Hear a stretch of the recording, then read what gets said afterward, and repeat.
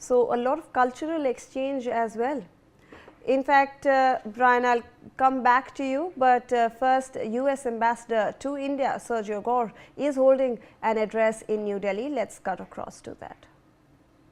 This is the intersection of the world's oldest democracy and the world's largest democracy.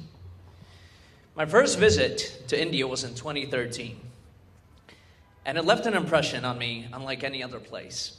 I remember visiting some of the incredible places this nation has. Of course, the Taj Mahal, Jaipur, Ranthambore. We even went up to Punjab and many other places.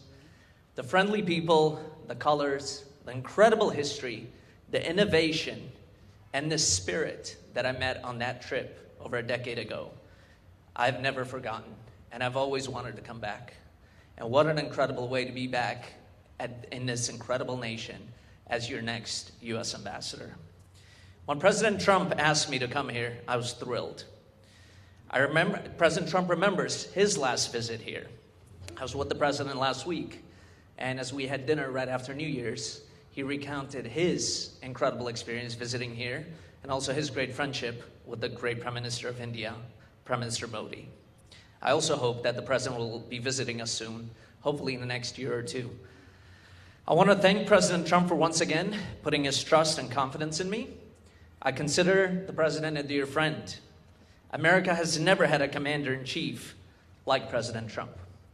When I first got this position, somebody at the White House asked me, how are you going to keep in touch with the president?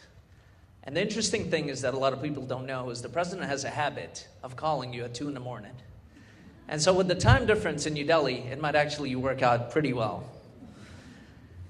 The president outworked all of us at the White House, and I hope that we'll be able to keep up with his pace and his expectations.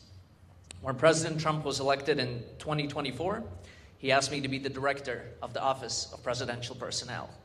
That meant hiring thousands of individuals across our entire federal government, from US attorneys to ambassadors, and every political hire across every department in the United States government, including the State Department. In our first year, we broke every record and filled over 95% of those positions. So in this new year, I once again thank President Donald Trump for putting his trust in me in what is a very important relationship for both of our nations. I spoke with President Trump just yesterday, and I bring his warm wishes to all the people of India, especially his dear friend, the incredible Prime Minister, His Excellency, Prime Minister Modi. As many of you might have heard, the president is quite busy, not only around the world, but also redecorating and renovating Washington, D.C. And when I spoke to the president, I shared with him that I had just driven past the beautiful India Gate. The president has embarked on building a ballroom at the White House, but one of the additional projects that's on his list is building something similar to the Arc de Triomphe in Paris. And no offense to the French, but I think what we have here in Delhi might have even surpassed that. I've traveled all over the world with President Trump, and I can attest that his friendship with Prime Minister Modi is real. The United States and India are bound not just by shared interest, but by a relationship anchored at the highest levels. Real friends can disagree, but always resolve their differences in the end. Last week, our great Secretary of State, Marco Rubio, powerfully stated that this year will be a year of reciprocity. We are raising the standard for diplomacy itself. That means fair trade, mutual respect, and shared security. Many of you have asked me for an update on the ongoing trade deal negotiations. Both sides continue to actively engage. In fact, the next call on trade will occur tomorrow. Remember, India is the world's largest nation, so it's not an easy task to get this across the finish line, but we are determined to get there. And while trade is very important for our relationship, we will continue to work closely together on other very important areas, such as security, counterterrorism, energy, technology, education, and health. I also want to share with you today a new initiative that the United States launched just last month called Pax Silica. Pax Silica is a US-led strategic initiative to build a secure, prosperous, and innovation-driven silicon supply chain, from critical minerals and energy inputs to advanced manufacturing, semiconductors, AI development, and logistics. Nations that joined last month include Japan, South Korea, the United Kingdom, and Israel. Today, I'm pleased to announce that India will be invited to join this group of nations as a full member next month.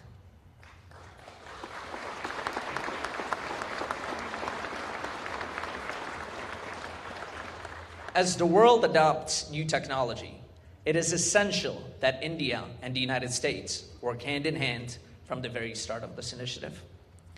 I thank the people of India for a very warm welcome. You are resilient people. You're innovative. You are spiritual. I look forward to meeting many of you as I travel across this incredible nation. To the staff here at the embassy, I'm excited to work with you.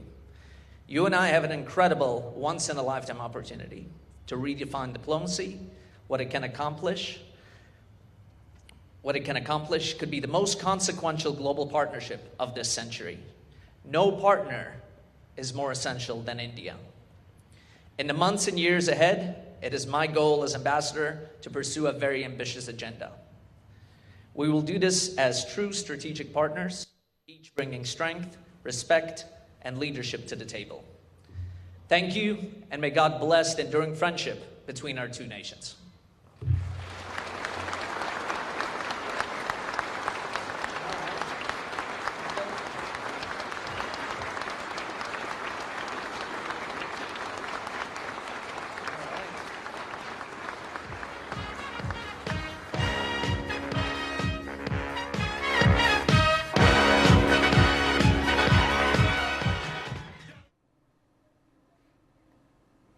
All right, so that was the US Ambassador to India, Sergio Gor, who held an address in New Delhi, and he's spoken about a lot of aspects. He is, he has recalled Trump's meeting with Prime Minister Narendra Modi, and he has also stated that US has not seen a commander-in-chief like Trump. He has also said that he brings Trump's warm wishes to India, and especially his dear friend Prime Minister Modi.